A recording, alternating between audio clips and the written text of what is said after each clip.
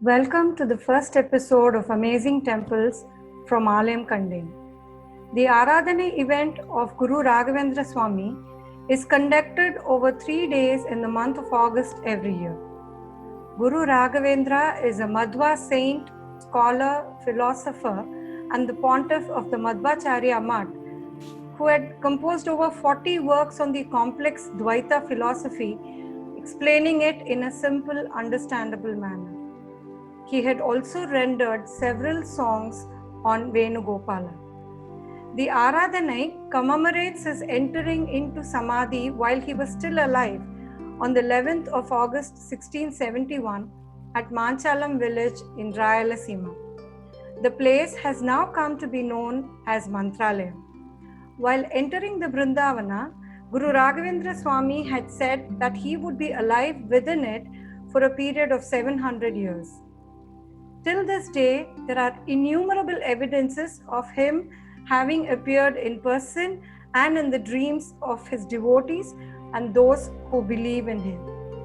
What better record than the Government Gazette when he appeared before Sir Thomas Munro when he was the collector of Bellary in the year 1800, almost 130 years after Guru Raghavendra Swami had entered Jiva Samadhi, to clarify about the grant of land on which the Vrindavana stands, which was donated by Siddhi Masood Khan, the Nawab of Adoni. Munro had recorded this event in the Madras Government Gazette in chapter 11, page 213, with the caption Manchali Adoni Taluka. What you see on screen is a reprint of this in 1916 by the Superintendent Government Press of Madras. Apart from Mantralayam, the Raghavendra Aradhanai is celebrated in the Mritika Vrindavanas established all around the world. The Mritika Vrindavanas are replicas of the Moola Vrindavana with the sand, which is called the Mritikai, from the Moola Vrindavana placed within it. However, one temple is very unique. Although the Aradhanai is celebrated here in exactly the same fashion as it is in other locations, there is no Vrindavana here. Instead, the pujas are performed to the idol of Raghavendra Swami. And this is not an ordinary idol that has been sculpted, but a manifestation by the Guru Raghavendra Swami himself for the sake of his devotees. Nanjangud, also known as Nanjanagud, which translates into as Shiva's abode, is a town 23 kilometers away from Mysore in the state of Karnataka, situated on the banks of the Kapila river. Nanjangud was ruled by Mummadi Krishnaraja Vodayar, a great scholar, poet, playwright, yoga expert, and inventor of board games. Mummadi Krishnaraja Vodayar was also an ardent devotee of Guru Raghavendra Swami. During his rule, he had welcomed Sri Subodhendra Tirtha, the 11th pontiff after Raghavendra Swami, to Nanjangud, and along with his successor Sujanendra Tirtha, and donated a choltree to the math. This choltree was known as Purnaya Chatram. Purnaya was the Diwan of Mysore when Mummadi Krishnaraja Vodayar was installed on the throne at the age of 5. He had also served as a Diwan to Hyder Ali and Tipu Sultan, and after the death of Tipu Sultan, when the throne felt vacant, Mummadi Krishnaraja Vodayar's adoptive grandmother, Maharani Lakshmi Ammani Devi, negotiated with the British to install Mummadi Krishnaraja Vodayar on the throne of Mysore. The British agreed to this and made Purnaya as the Diwan of Mysore to conduct the administration on behalf of the infant. Purnaya had carried out several reforms which included the construction of choltrees for the pilgrims, poor, hermits, and the abandoned. The choltree in Nanjangud had a shrine for Hanuman within it, and this became the headquarters of the Raghavendra Swami Math after it was donated by Mummadi Krishnaraja Vodayar. In the year 1861, 190 years after Guru Raghavendra Swami's Vrindavana Pravesa, Sri Sugñanendra Tirtha was the pontiff of the Raghavendra Math. He was a very erudite scholar and extremely devoted to his Guru Raghavendra Swami. Sugyanendra Tirtha had one lifetime desire. He wanted to attain Samadhi in Mantralayam and have his Brindavana installed next to his Guru, just like that of Vadindra Tirtha, the successor and great-grandson of Guru Raghavendra Swami. Knowing that his time was nearing, Sugyanendra Tirtha left to Mantralaya. There, he prayed ardently to his Guru for his wish to be granted. That night, when he stayed in Mantralaya, Raghavendra appeared in his dream and told him that his desire would be fulfilled, but he must get back to Nanjangud the next day.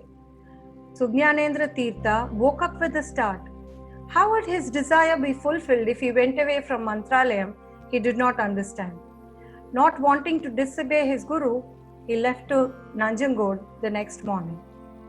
In Nanjangud, Raghavendra appeared in his dream again.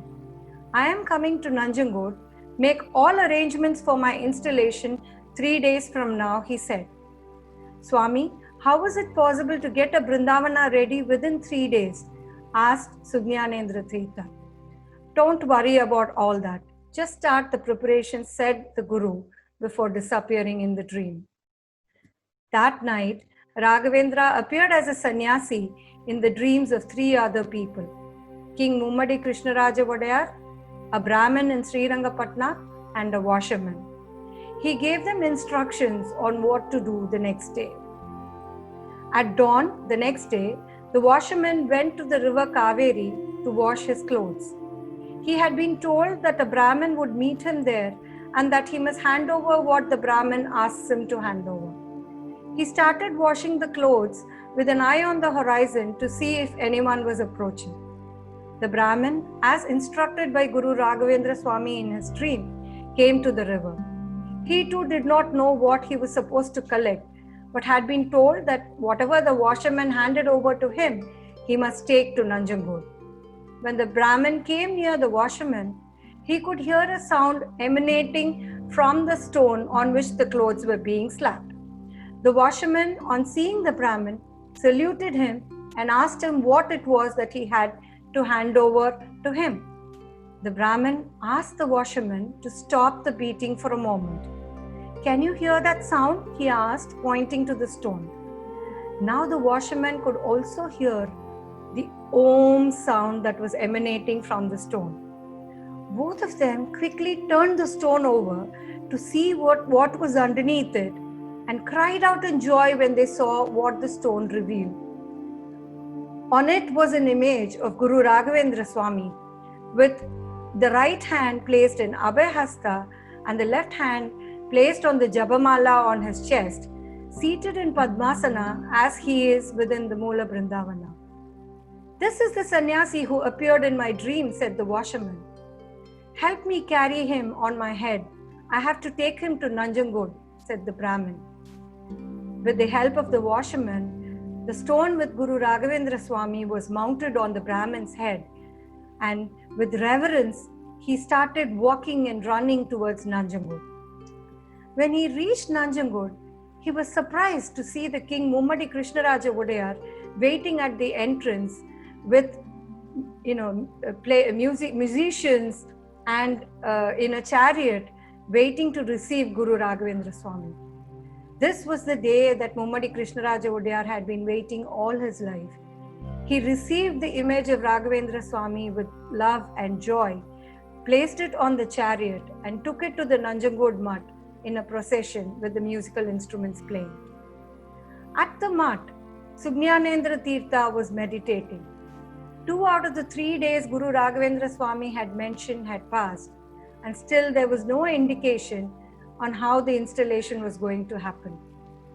Suddenly, there was the sound of music that was heard. The disciples in the Mutt ran outside to see what it was and then ran back in, announcing the king's arrival. By then, the party had reached the Mutt. The deity was brought in, and the king explained everything that had happened as he had heard from the Brahmin and his own experience of Guru Raghavendra Swami, telling him in his dream that he was coming to Nanjangud for Sugyanendra Tirtha. Subhyanandra Tirtha, all that he could do was listen with tears of joy.